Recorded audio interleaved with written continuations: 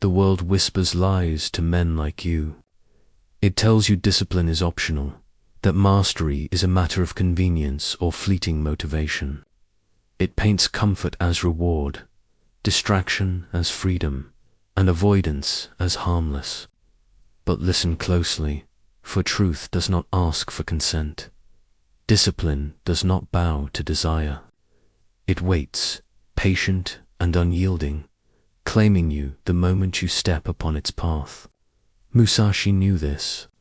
From the first morning he picked up his sword.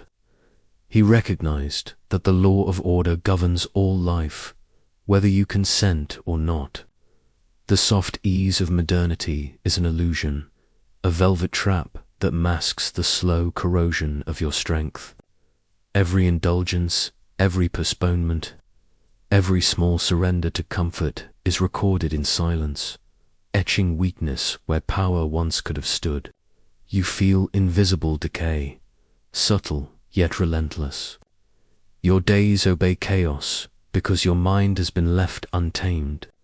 The world does not grant mercy to hesitation, and it will not pause for your uncertainty. The horror is not sudden. It is quiet, insidious, a steady erosion you may never see until one day the absence of discipline confronts you with its cold, uncompromising truth. You awaken, and the man you could have become is already a ghost, leaving only echoes in the spaces where resolve should have lived. There is no negotiation here. The choice is illusion. Discipline is a current you either surrender to, or it sweeps you away into the shallows of irrelevance. Discipline is a forge. Its fire burns not in comfort or applause, but in the quiet repetition that tests the limits of body, mind, and spirit. Musashi practiced endlessly, each movement precise, each strike a lesson that demanded nothing but absolute attention. No one watched. No one celebrated. The reward came only in the reflection of mastery within his own eyes. Modern life, however, shields men from this friction. Comfort cushions effort, while the world applauds noise and neglects devotion. When you confront true discipline, you realize the cost immediately. It is in the aching muscles that scream for rest, in the empty hours filled with relentless repetition, in the mental tension that offers no escape. Pain becomes your teacher. It points to weaknesses hidden behind the illusions of convenience.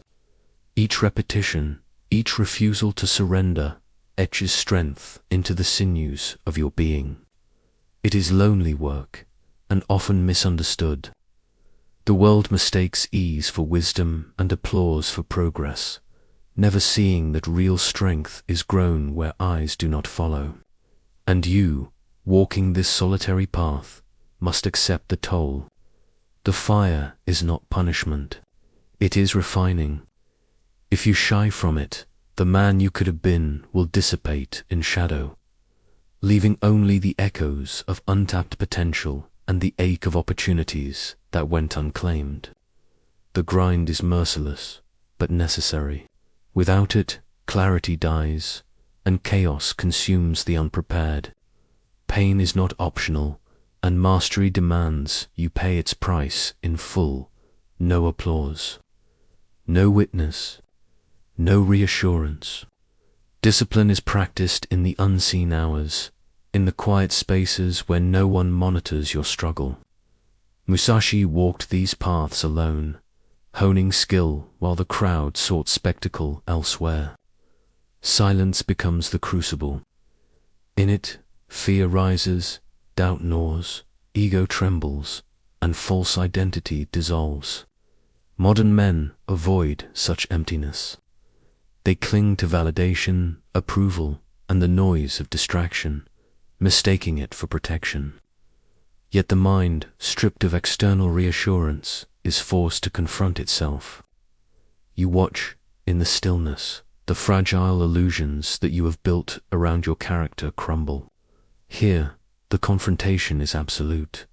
Who are you when no one is watching? Who remains when applause fades and distractions vanish? This is where transformation is born. The silence that terrifies is not empty, it is revealing.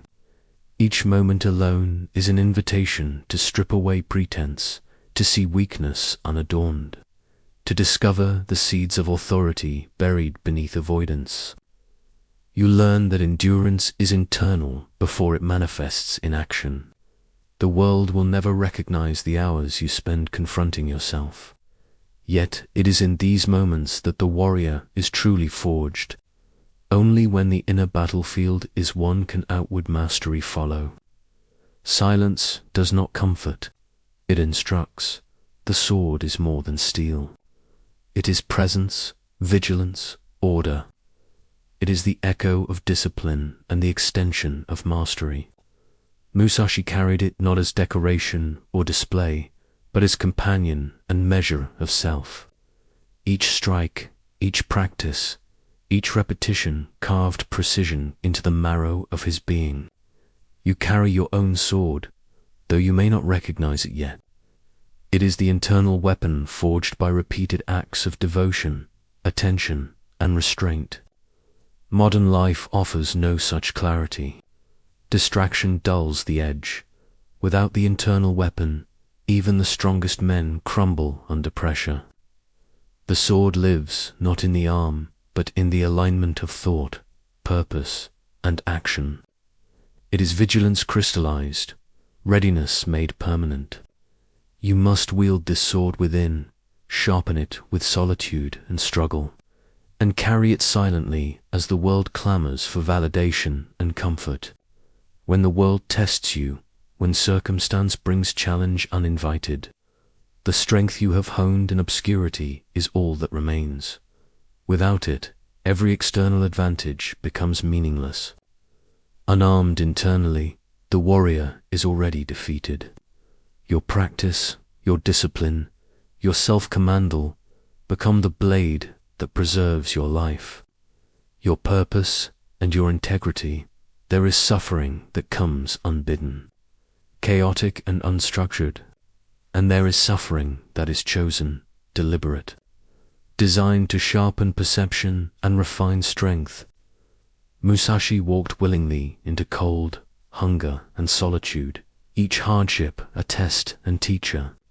Modern men, by contrast, stumble into pain without comprehension, numbing themselves rather than confronting it. Voluntary hardship creates clarity. Accidental suffering leaves only bitterness. Discipline maps the terrain of challenge, guiding hardship into transformation rather than destruction. Every chosen difficulty is a mirror, revealing the limits of mind and body, illuminating hidden flaws and forging new capabilities. The warrior learns to embrace this path willingly, understanding that resistance is natural, yet surrender is fatal. Pain without intent breaks the spirit. Pain wielded with purpose becomes the instrument of mastery. You must step forward into the discomfort you would otherwise avoid. It is here, in deliberate confrontation, that the raw material of character is extracted, sharpened, and made permanent. The path is neither easy nor popular, but it is sacred. Only those who walk it willingly can grasp the freedom and power that discipline affords. The fiercest battles are not fought across fields or against rival men, they are fought in silence, in the depths of your own mind. Discipline is tested by fear, doubt, hesitation, and the seductive call of comfort. Musashi's greatest duels were internal, against ego, against distraction, against the small betrayals of desire. Modern life conceals this battlefield, filling it with noise and indulgence, leaving men unprepared. The enemy within waits patiently, striking when vigilance wanes, eroding progress in quiet increments. Confrontation is unavoidable. Each repetition, each refusal to surrender, each act of self-command is a strike against this hidden adversary. Only by facing the internal enemy repeatedly do you forge authority over yourself. Victory here precedes victory everywhere else. When you can endure in silence, when you can act in alignment without reassurance, the outer world bows to the inner order you have cultivated. Weakness thrives where the mind is neglected. Strength manifests when confrontation is constant. Your enemy is always you, and mastery is claiming yourself before the world ever tests you. Discipline is unkind. It offers no applause, no consolation, no fleeting warmth. Musashi did not practice for recognition, nor did he seek comfort in his mastery. Strength emerges only in enduring without reassurance, in embracing repetition without reward. Modern men chase motivation, mistaking fleeting inspiration for the path. But real discipline is stoic, relentless, indifferent to consequence or recognition. It shapes character, not circumstance. Each day demands surrender to order, even when desire screams for deviation. The discomfort is constant. The growth is invisible to all but yourself.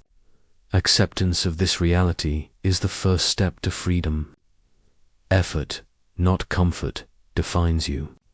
Repetition, not applause, strengthens you. Pain, not ease, teaches you. Discipline is its own purpose, and it exacts its toll in silence. You will not be celebrated for your endurance. You may even be envied or misunderstood. Yet, in the hidden chambers of the soul, the warrior knows the cost is worth bearing, for it is the currency of sovereignty over self. Ironically, the chains you willingly embrace grant freedom. Musashi's alignment of body, mind, and spirit emerged not from indulgence, but from unflinching order and relentless practice. Strength without reliance, clarity without distraction, these are the spoils of discipline. Pain, repetition, and responsibility become companions, not enemies. The world will never hand you mastery. It is neither given nor inherited. It is carved in solitude, earned in repetition, and claimed by unwavering commitment. When you internalize this, when discipline becomes the architecture of your existence, you realize the paradox. The path that demanded everything also gives everything. Freedom is not the absence of struggle. It is mastery of it. Your body, mind, and spirit move in unison, unshaken by circumstance or expectation.